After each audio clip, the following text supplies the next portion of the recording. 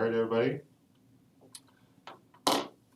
thanks for everybody for joining us. This is a cat pumps version of the Kleen-Rite Master Class. My name is Doug Fenton. I'm a service tech here at CAT.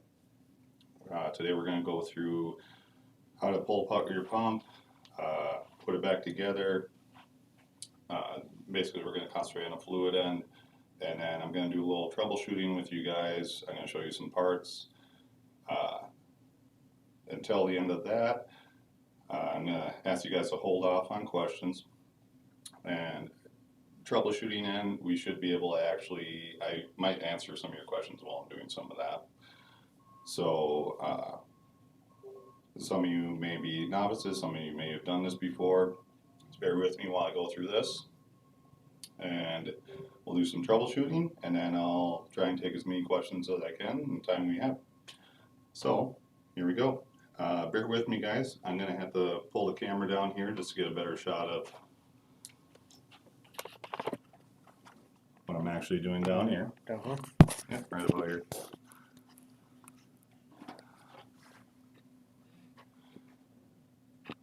Bear with me because I want to make sure that you guys can actually see what I'm doing here. This is a 5CP 2120 pump. That's a very common car wash pump. What I'm going to show you how to do is look at your seals and valves, which is your general maintenance. Your oil is as well. But today, like I said, today we're concentrating on fluid end. Everything here is kind of loose. I just kind of leave it loose just for time's sake. So we'll pull all our manifold bolts.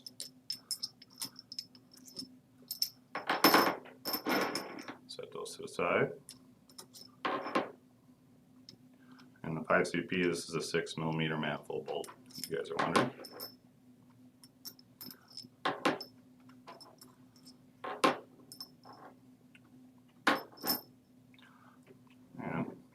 And pull your manifold off. There's a couple ways you can do it.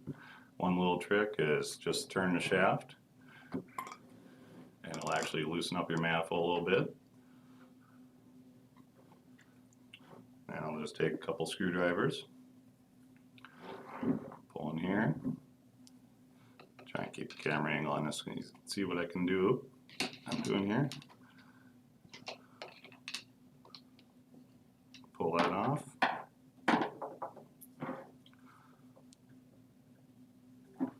A little tighter than that. So, what we have here, we'll be checking our seals here. On this end of your manifold, you have your low pressure seals. Good way of getting those out. Just a short flat blade screwdriver. And just be careful of the edge when you're popping these out. And best way to do is just lever them out. That's our low pressure seals. So you just want to kind of be careful you don't hit the edge there. Any sealing surface, obviously, you don't want to hit that. Let me move the camera over a little bit here. There we go. Put this aside for now. Right here, you have your seal cases. There's two ways that you can get these out. You can either take, like I said, a small flat and just kind of go up underneath them. And just work them out. Be careful when you get to your O-ring here.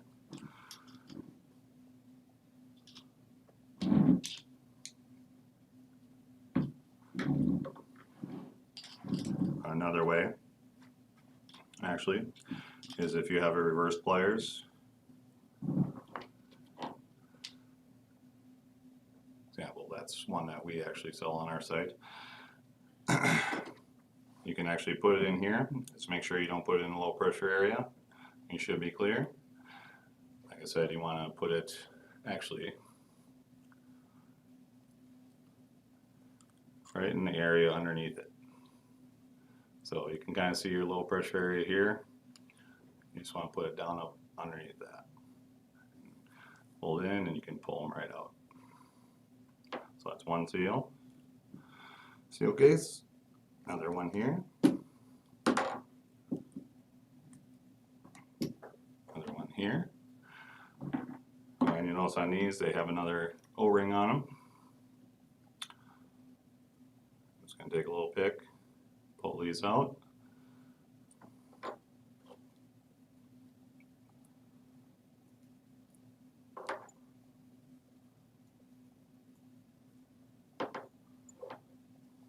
Alright, now next thing I have underneath that will be your high pressure seal. I'm going to do the same thing, little flathead screwdriver, and we're just going to go in there, make sure you're careful with the edge there, just kind of pop them out.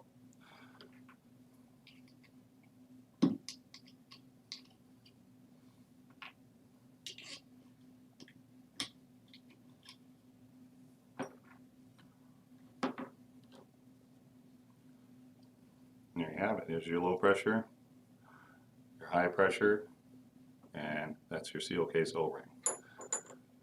Put these back here. That's all your seals except for one. There is another seal under your plunger here. On this plunger retainer here, in this case it's just going to be a washer seal under the cap here.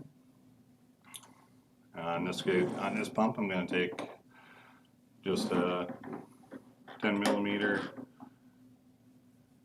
T-wrench.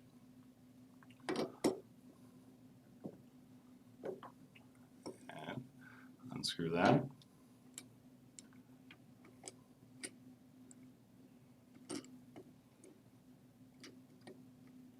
Now I'm only going to take one off because these are all the same. I'm going to do the same thing on the plugs as well.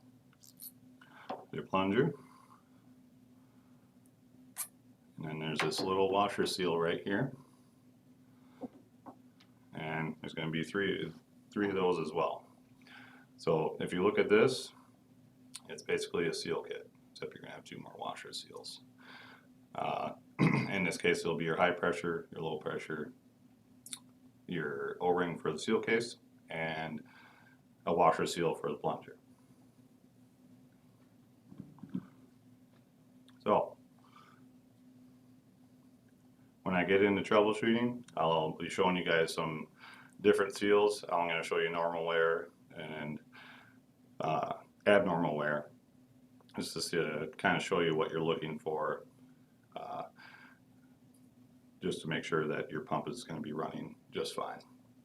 Now, maintenance wise, we do it in hours. Everybody's going to obviously have a different pump, and there's different hours for each pump.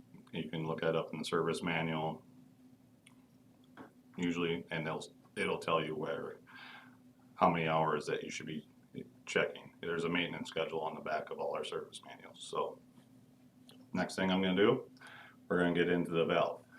Now, all the valves are the same, so today I'm just going to take one off and just kind of show you what I do to check the valve. So I'm going to pull this aside for now. This is up front. Now if you're doing a socket, this particular one is a 24 mil. Yeah, I'm just going to take it off with the wrench. I have one that's already loose.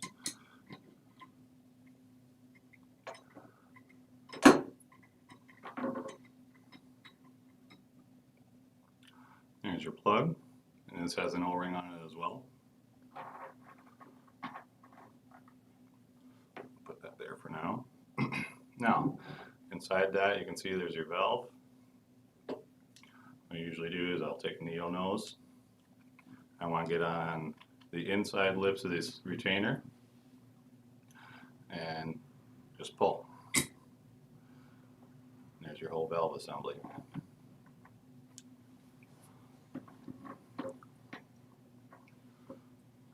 Now check the valve.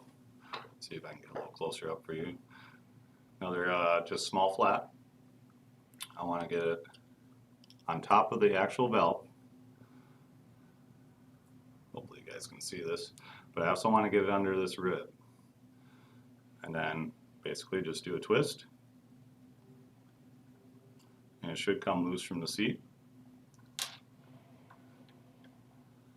Now, what you have is your retainer, your spring, that's your actual valve, and this will be your seat. Now normally just maintenance wise you're just checking wear. On the seat on this, what you'll notice is there's one part that's getting shiny. When it's totally shiny you want to replace it, but you'll see it gradually go down. Generally valves last about twice as long as seals. So you do your first maintenance, you'll maybe do a seal change. Your second maintenance, you're going to want to take a good look at valves. I do suggest looking at valves every time you actually go in there and do any maintenance on it, just to make sure everything is good. And if you have nice smooth wear on that valve, put her back in. As long as it's not down to all the way, put her back in and you're good to go until probably round 2. So that's how you take one apart, just to take a good look and start your maintenance. I'm going to show you how to throw it back together.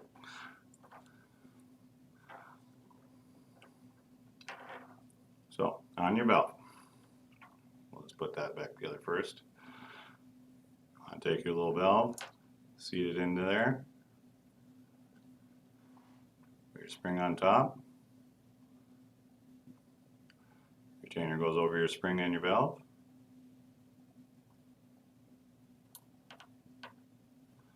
and you just kind of want to make sure that it's kind of going over your seat. In our case, I just take a rubber mallet, pop it together. You want to make sure that's in there, you don't see a line in there between, otherwise you haven't gotten it down all the way. Make sure your spring's nice and straight, and we'll put it back in. In this case I can usually put it together, just sit it down with a hand. When you're throwing these back into, general lube, you want to lube all these parts when you throw them back in. Just about any oil will do. Most of the time I just use cat oil because I have it readily available. Most oils won't hurt the seals. So, and when I throw my plug back in, now if I'm actually doing this, obviously this one I don't want to stay here because this is one I use for service schools, but you want to throw a little bit of blue Loctite 242 on the thread on this before you throw the plug back in. In this case, like I said, I'm going to keep it loose. We'll just put it together for now. Now, plugs you want to tighten down really well. Obviously you got a lot of pressure. This top end is your discharge valves and bottom end is your inlet valves. And you got 2 sets of 3.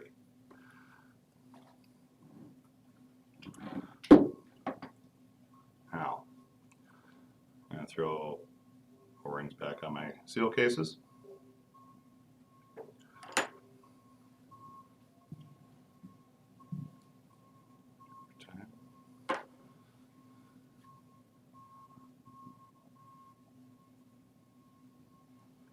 And just going to set these in there again. After, obviously, I throw my high seals in. Now, when you're throwing your seals back in, you're going to notice on each one they have an expandable area. Basically, they have, in your high seals, you can see a line there. And on the back of it, there's going to be a metal backer. Now, that expandable area, you always want the face pressure.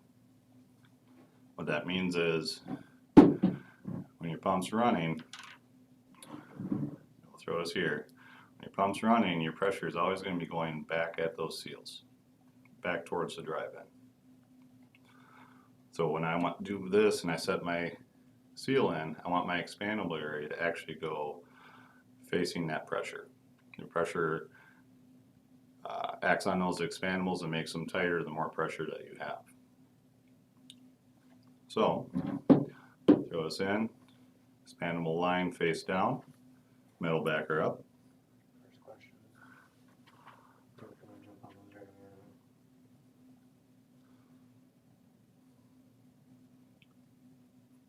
This one will be fun.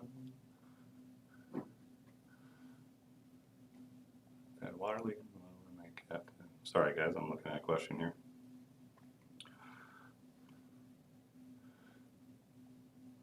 I have one question is, if I had water leaking from the bottom of my Cat 310 pump, will this fix that? If you have your seal in backwards, yes, it definitely will. If you have a lot of wear on your seal, that might be why it's leaking too. So just doing this maintenance, you'll be able to see if your seals are bad or if they're worn down too far. I'm going to show you right now what a good wear. We have a good wear indicator on our low pressure seal. And see if I can zoom in a little bit here, guys. There it is. You're going to notice little ridges in the low pressure seal in the inner ring. Once those ridges are gone, if you have nice smooth wear, it is time to replace them. Some guys wait till their pump's leaking a little bit before they actually look. Sometimes guys just notice it's leaking and they'll go in there and see that this is worn down to nothing. Probably didn't realize how many hours are at on it or whatever. But this general maintenance, like I said, you have, like I said, I'm trying to get a good picture of this for you guys. You have little wear indicators in that low pressure seal. There are little rings around it in the middle of the seal. Now when those are gone, like I said, it's time to replace your seals. And like I said, it may leak. This may fix any leaks that you have, just doing this general maintenance. It may just mean that your seals are worn down, they have enough hours on them where they just need to be replaced. Now, I'm going to continue here. Put our seal cases back in.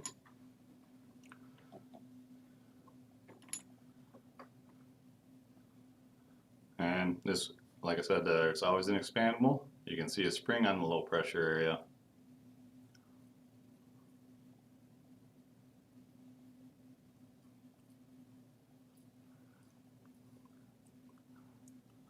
Like I said, I'm going to put that in face down.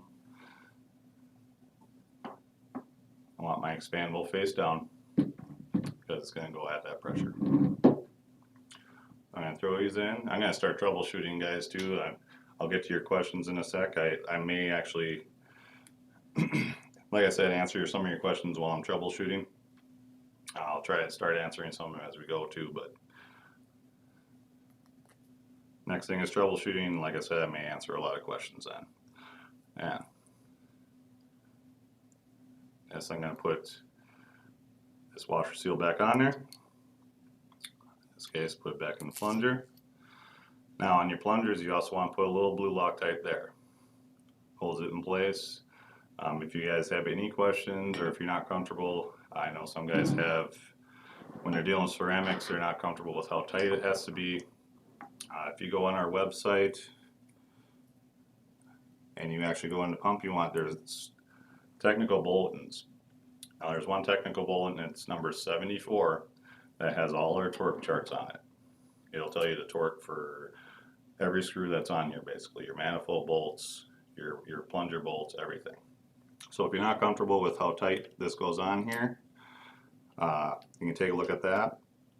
Like I said, just look up your pump. You can go on all the tech bulletins that are on that pump, and you want to click on 74, and that is our torque chart.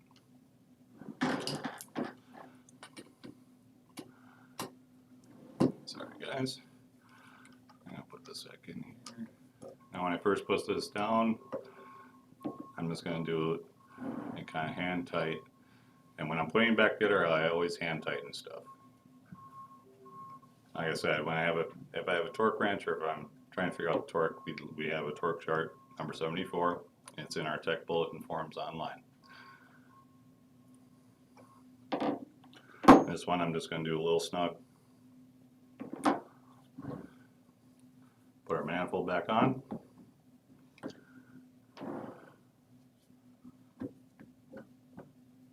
Line up. There we go. Now I'm going to keep these loose.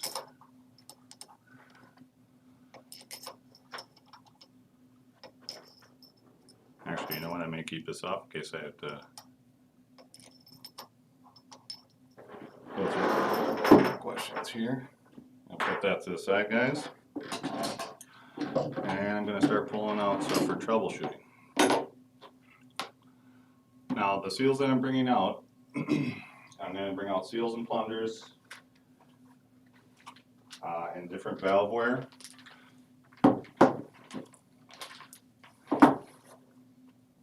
Just to show you what things can happen.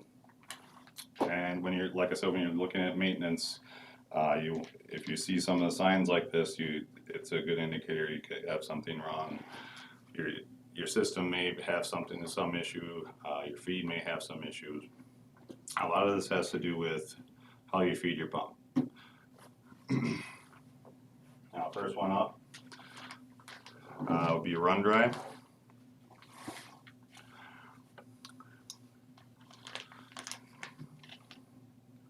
Now, when you look at a plunger, this is what can happen on a run dry. Let me pull the camera over here, guys, so you got a better view.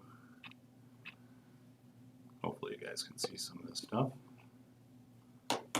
And I'll pull out a seal.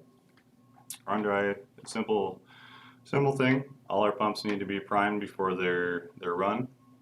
You want to make sure there's plenty of water going through them before you actually start up the pump. Now, what may happen, I'll take a look and see this. What happens is the seal's riding on there, the water actually lubricates the seal while it's riding on the plunger. And you can see there where it extrudes out there. We call it extrusion.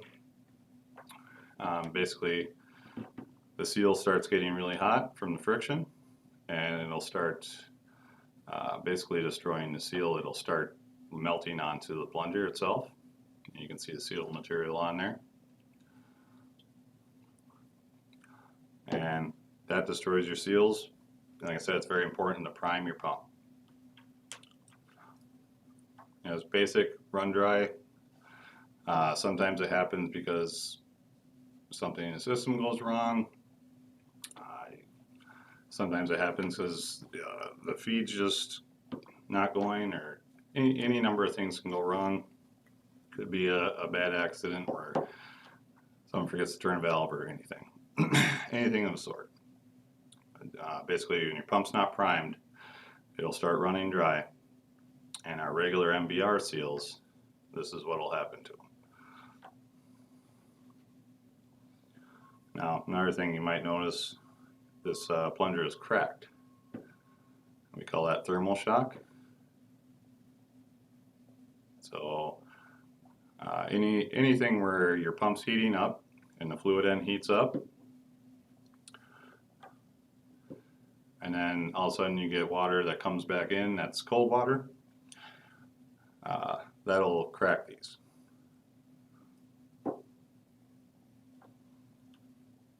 Because that sudden change from hot to cold will crack these.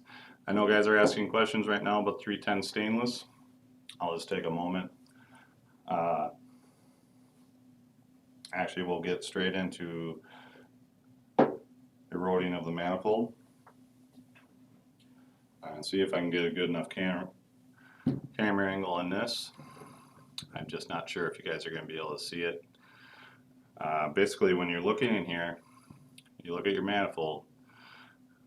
This area right here where your seal sits, right there, you're going to start seeing scoring there, and that's erosion of manifold. Now, if your head's wearing out to the point where the pump needs to be replaced, or some of you guys have them re-sleeved, we don't do that here, but I know Kleen-Rite offers that.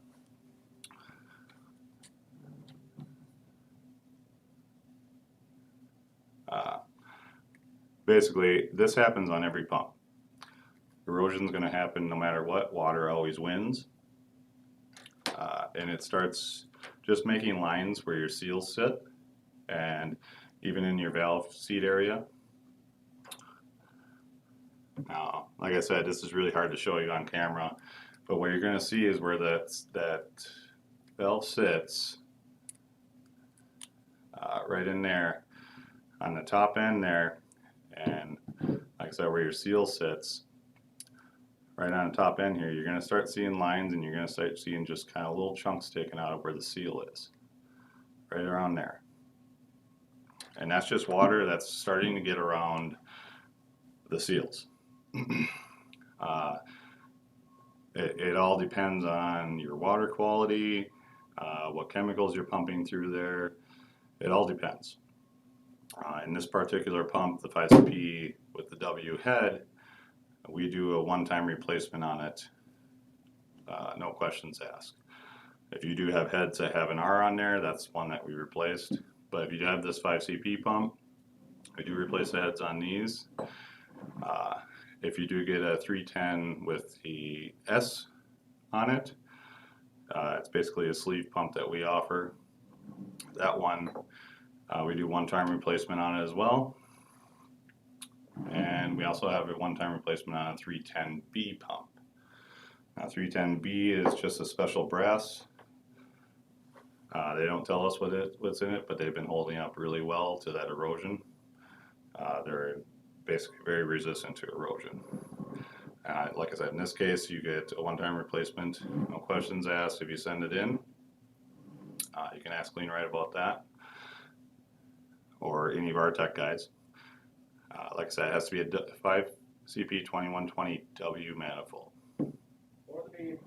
Or the B as well. Like I said, we have two different versions with the 310 and the 5CP pumps. We also have a S manifold in the 310 and a B manifold in the 310. And we have a B manifold in the 5CP 2120, 2150 range. All those are one-time replacement.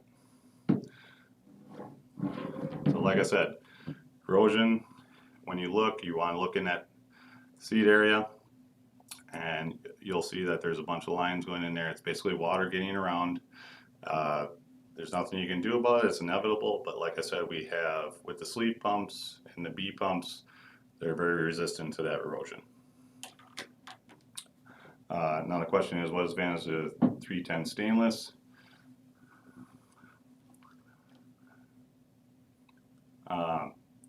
Stainless is going to hold up to the erosion a lot better, just because of the material. These are all brass pumps. Like I said, we have a special brass that is erosion resistant, and we have our own sleeved version of that pump too.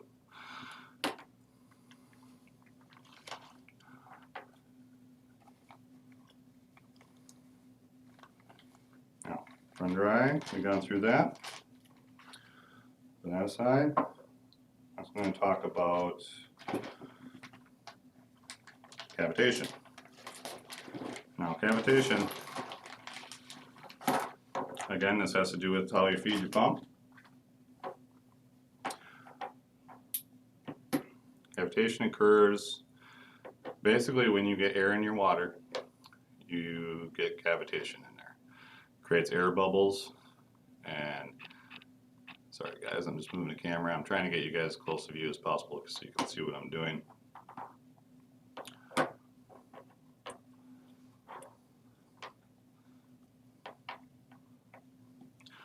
So, I also have a plunger for this.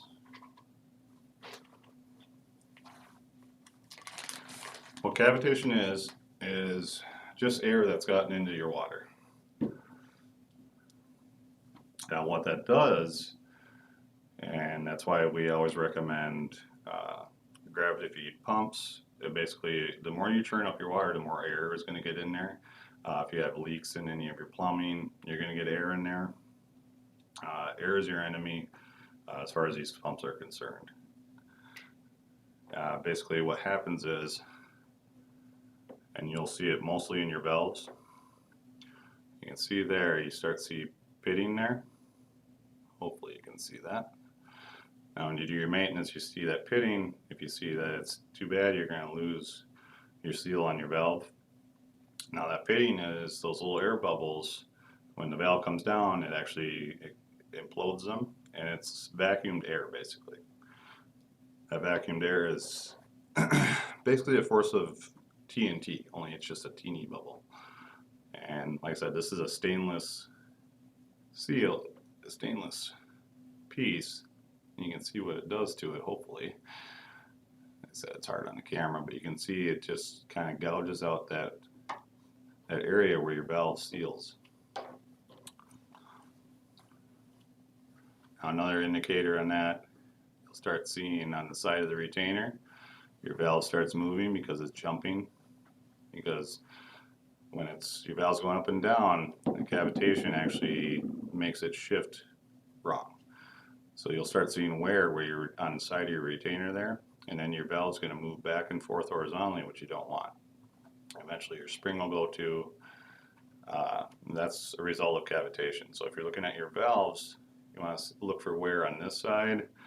You want to look for pitting on the seat of your valve.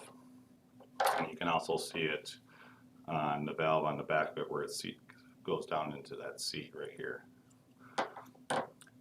Another indicator too, if you see a lot of this, you definitely want to take a look at your plunger. Because in between the seal here, you can see it'll actually pit your plunger too. It'll take a chunk out of the plunger. Cavitation is no joke. It's like I said, it commonly occurs when basically you get air into your line, mainly your inlet feed. And like I said, it's when it leaks. If you have a leak in the line, you definitely want to get that fixed. If you have, basically you just want to get the turbulence down right before it hits the pump. So you do not want that air in your line. Air is your enemy. Cavitation can do some serious damage to the pump. If you're seeing that, you just want to maybe check that out. A lot of times, like I said, we have recommended ways of feeding the pump. You want to definitely not have hard lines going all the way to your pump, things like that, because the hard lines will actually create turbulent water. In its place, you get those air bubbles. You want the least amount of turbulence going into that inlet as possible. So that's cavitation. And those are, like I said, you're going to see it in your valves mainly. That's basically where you're going to see it first. But like I said, if you do see that in your valves, if it's pretty bad, you definitely want to check out your plunger as well. Your plunger should be smooth when you're looking at it all the way along the sight line. Kind of look at it like that. If you don't see smoothness, you see pitting, or if you see scoring. Pittings were a key indicator that you have some cavitation going on in the pump. Okay.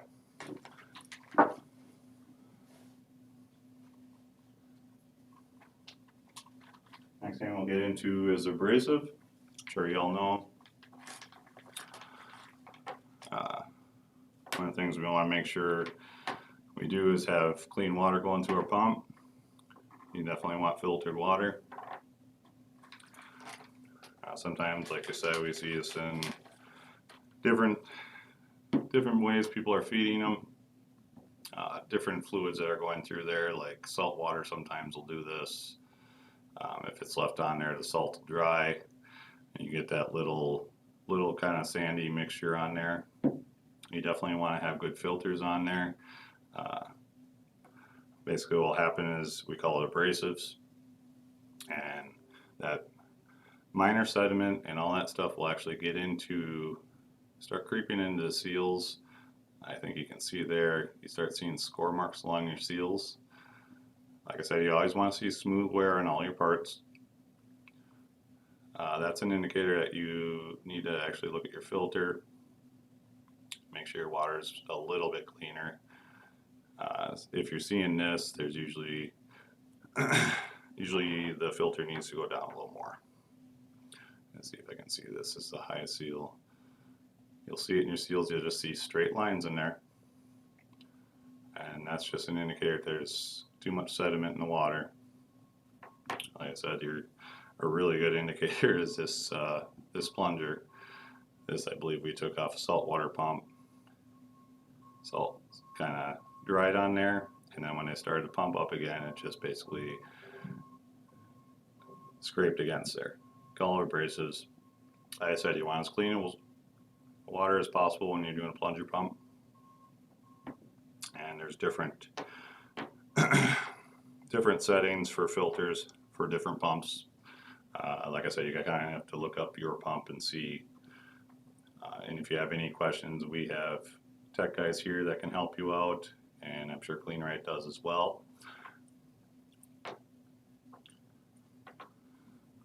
But all that will be in your day sheet or your service manual. How much you should filter the pump, how much it can handle without having this damage occur. So that's abrasives.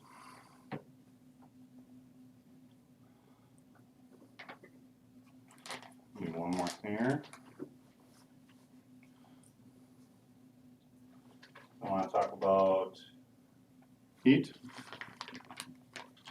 Now heat's very similar to a run dry. As you can see here,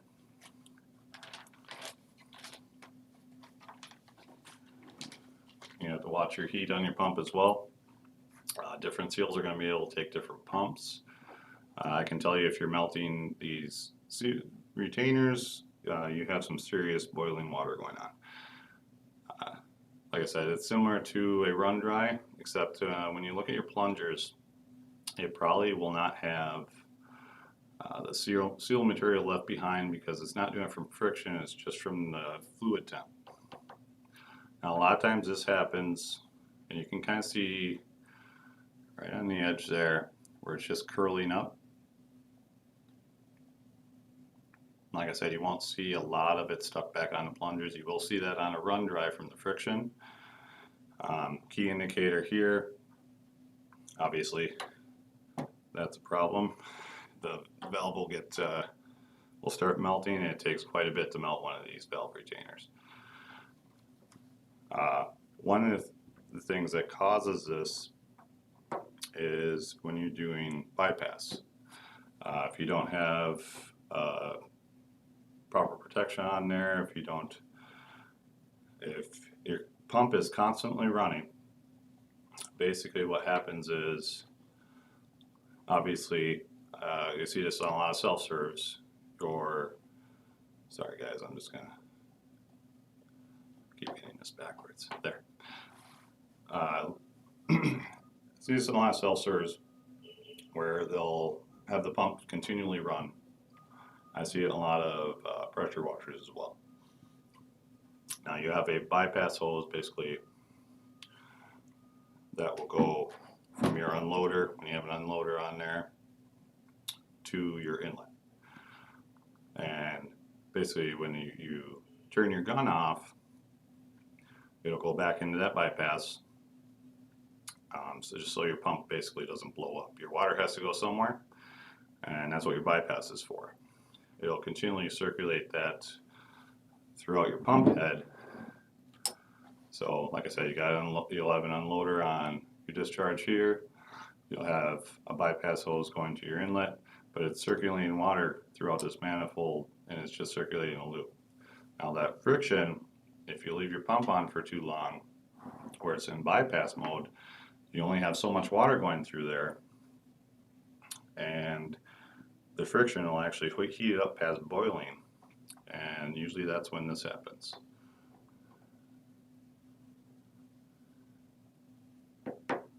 Now, key indicator of that is on your pump here, you have seal retainers on the back end of your seals that go into the drive end here. You'll have a seal retainer behind this. It's a little plastic piece. If you only see the seal retainer melting towards your fluid end, just means your fluid end's getting really hot. And if you have a system like that where you know your pump doesn't shut down, it can be as little as 2 to 5 minutes, depending on what you have. Like I said, some people have their bypass going back to their tank, where that saves it as well. Like I said, I see it's more in pressure washers, things of that nature. I do see it in some of the self-serve car washes though as well. And one thing you can do is put a thermal valve on there. It's a relief. Thermal valve will actually let some of that hot water out and let the cold water from your tank or whatever your feed is come back in, so that it keeps the temp of the water from overheating from that friction from it going around in your manifold. That can only do so much. So if you have it running for, say, an hour straight, even that thermal valve may not be able to relieve enough of that heat, and that's one of the things. Usually when I see this, that's usually an indicator of bypass. Like I said, it'll only get hot on your fluid end, so you'll see that most of the time it's a little plastic piece on your retainer behind this seal case. You'll see that on just this fluid end side, that'll start to melt. And that's just a key indicator, like I said, that your fluid end's getting really hot. And a lot of times it's a bypass issue. Sometimes it's just your water's just plain too hot for your seals. We have all sorts of different seals that can take hotter temps. Like I said, you can ask your Kleen-Rite rep or even get help from Cat Pumps Technical on that.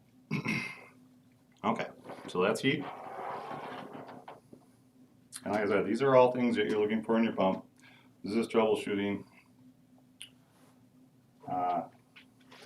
When you look at normal wear, and this is really your key thing, it's always about smooth wear.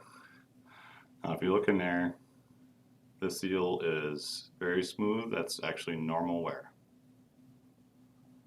Now you're looking on the inside of it right there. Well, that's what you want to see, is just that smooth wear.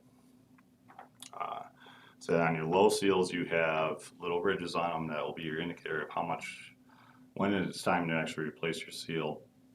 That's your key indicator as to how many hours you have left on it. If you still got some good ribs on the low seal, low pressure seal, you're good to go. If you're starting to leak, obviously you might want to replace the seals on it. But most of the time, if it's starting to leak, it's because your seals are actually worn down and you don't have any ribs left on your low pressure seals. It just means that you have enough hours on there where it wore the seals out. Like I said, normal wear, you're looking for nice smooth wear. See on there, you don't want any scoring, you don't want any extrusion where it's pushed the seal out, you don't want to see any seal material on your plungers. And like I said, where I just went through with the heat, you don't want to see that occurring either, where you start seeing the seal melt. You just want nice smooth wear, and it should still be intact and in place. Like I said, that's a high seal there. That's what you're looking for. And your indicator, like I said, is there's ribs on the LPS, low pressure seals, sorry. And that will give you an indicator of when it is time to actually replace your seals. Some guys will start seeing it trickle out, and then they'll replace them. Some guys put themselves on a maintenance schedule. That's of course all up to you guys.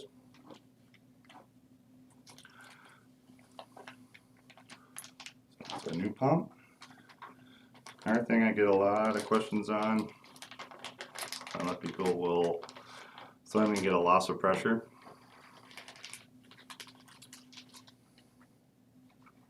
For a lot of brand new pump, I see this quite a bit. This is obviously, we try and get the best examples possible. This is actually a thermal valve. We just call it debris in the valve. So basically, anything that gets between this seat and here, we'll call it debris in the valve. What you don't want is for this to be stuck open. If you have one valve that actually is stuck open, it's the best example is kind of like cylinders in your car. You're just going to lose power. So if say you have a piston that goes, you're just going to keep losing power, and the more of these that go down with debris, you're just going to keep losing pressure.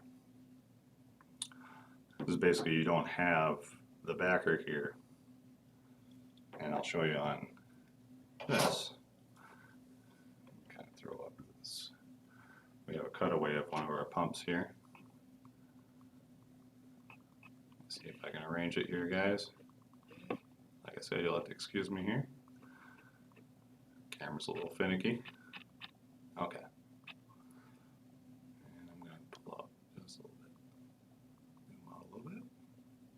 Okay, so, like I said, when one of these valves is stuck open, you got 3 valves on each side. One valve that's stuck open when pump runs forward, and this is basically all our pumps work, pretty simple design. I'll start back here. When you're on your backstroke, what happens is it pulls this inlet valve open and lets water in. And then when you go into your forward stroke, this valve closes, but it also creates basically a little pressure chamber here, and it'll start pushing out through this discharge valve. And of course it's doing that at several RPMs a minute. If you have one of these stuck open, you've lost your seal on this chamber right here. So your pressure is just gonna, either you're only gonna get half pressure or even no pressure at all, depending on how many valves are affected by that. So easiest way, if you start losing pressure, if you know it's not your unloader or a regulator or anything else in the system, check your valves. If they have something in them, clear your valves, start over again. I've had guys put put a brand new pump on an older system, and say it has galvanized piping or something will come loose a lot of times in that galvanized piping. I'll even have just plumbing debris in the valve, and it's just a real simple fix. You just check your valves. If you find debris in them, you know what your issue is, put them back together, and you should be able to clear them out. So that's debris in the valves. I think we're getting there. Hopefully I've answered a lot of questions so far. I did answer the Cat 310 stainless, I hope. That's the one advantage of it, is the 310 stainless, is it can take chemicals a lot better than the brass. It can take pH levels that are better than the brass. And erosion factor it's really not there. I rarely see a stainless actually erode.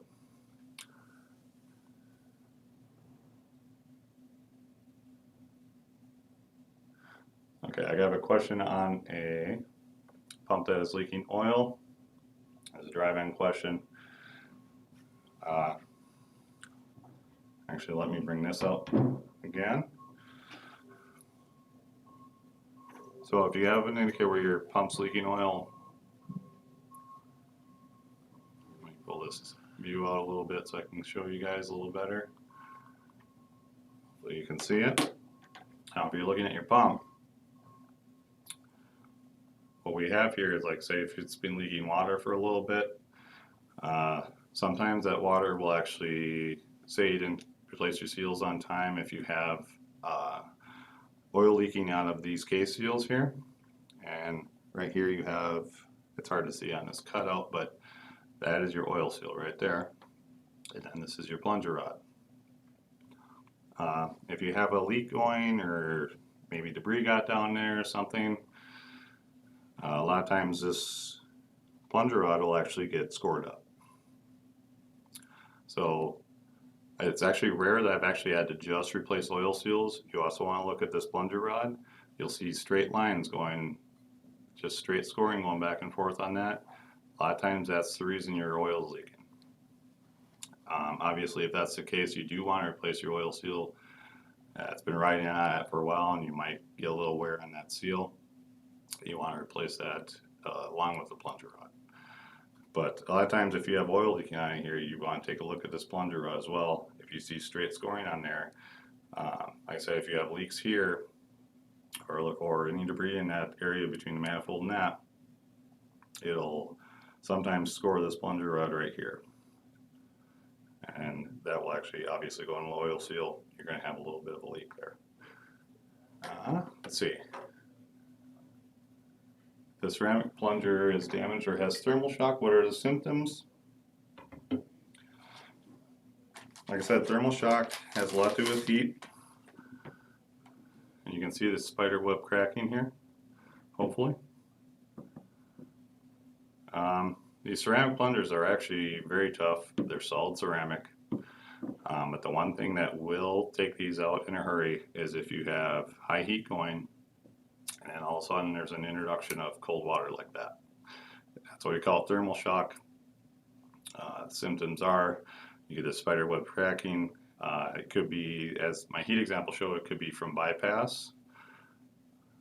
More often than not, I see that from bypass issues. All of a sudden, somebody will turn the gun on, and you'll get that cold water infusion, and it'll crack this. And it's just because that sudden heat, very hot heat to cold, it'll crack this. Sometimes I have it too with a run dry. More often than not, it's from bypass issues where you have your fluid end heating up a lot, and then all of a sudden, like I said, you hit the gun, it pulls it out of that bypass mode, and all of a sudden you're getting a cold water infusion from your tank. It'll hit that plunger, and this is what will happen.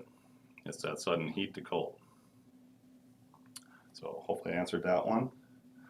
I replaced one in the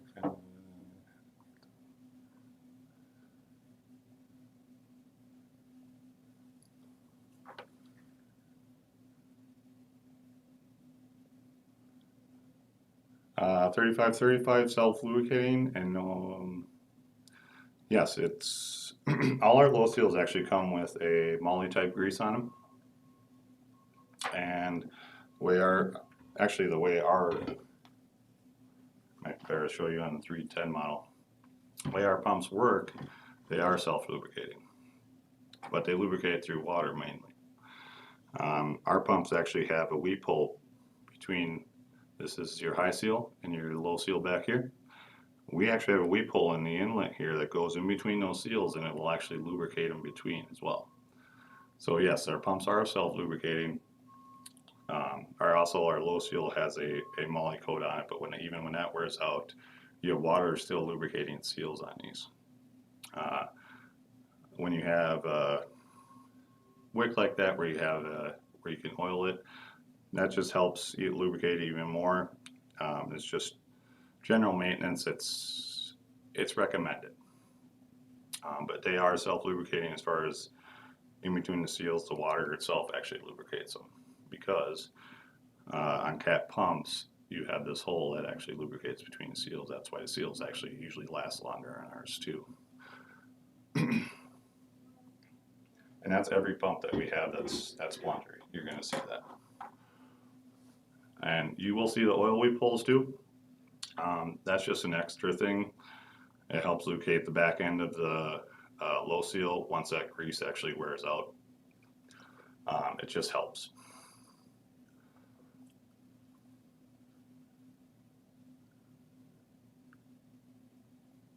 Hard pipe book changing over the hose. Recommended distance, like I said, it depends on the pump. Maybe 5 to 10 feet. It also depends on your system as well. Some people have a tank directly overhead, and I'd say just feed it directly to your tank, where it's 2 feet. But I would say, is it 5 to 10 feet? For what? For a soft line from your pump. On the inlet line? Yeah. At least 3 feet. At least 3 feet. Okay. And it will help on that. But yeah, at least 3 feet to have a soft line going there. Like I said, I was talking about hard lines. You can go to hard lines up till about, you want at least 3 feet, like I said. Let's see. How do you prime? Some people have a gravity feed tank. You can prime in different ways. Some people have a booster pump on as well. So they'll have a feed tank and then they'll have a booster pump, depending on how it's set up. Gravity feed tank obviously is going to be above your pump. Let me pull up a little bit here. Sorry.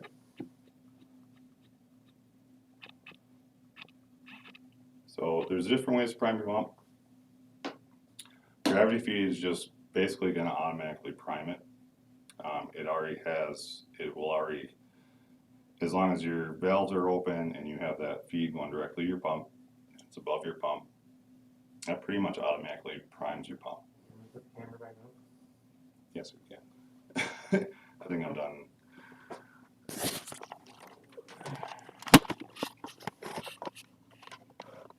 Sorry guys, I'm just trying to make sure.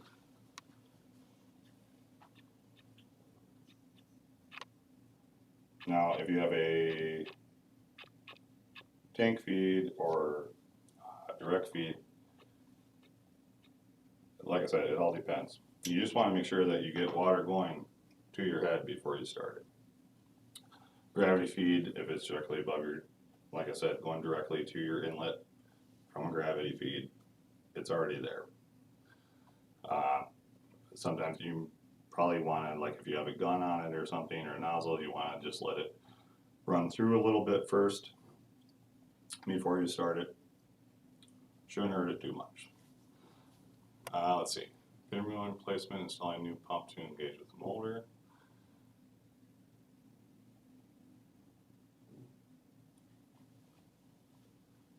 Pressure fluctuations due to drive belt slippage, it may be. That may be if like I said, if you're hearing your drive belt go, slippage is going to not turn it at the RPMs you have. You're not getting the inlet you're getting, and that will affect pressure. Another thing that can do that is actually your unloader. Like I said, it depends on the situation.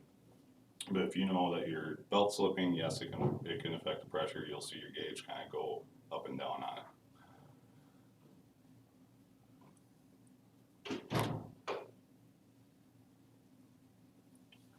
Sorry guys, I'm just reading some of the, trying to get to all your questions here. I think we only have a couple minutes left.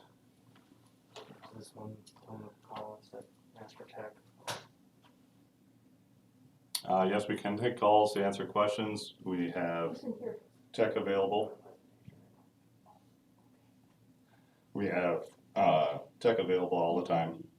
Call Cat Pumps and just ask for tech services, and you can ask them anything you want. They'll help you out. Like I said, good contact for them to reach out. Call our general line at Cat Pumps and ask for tech services.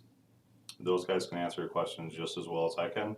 They do this all day, and they'll be happy to help you out. And I think we're just about done. Do we have any more questions? Yeah, so like I said, guys, we have tech here that can help you. They can answer some of these questions as well. I hope I got to most of them.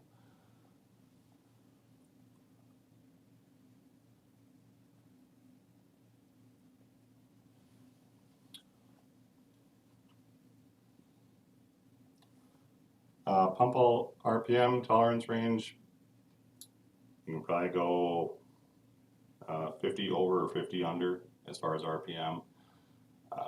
You don't want to put too much, that determines how much, your RPM determines how much flow you get, and you can overload your pump. There's a max flow on them. If you go too high on your RPM tolerance range, it will actually do really bad things. It could destroy your seals, everything. So I think we're good.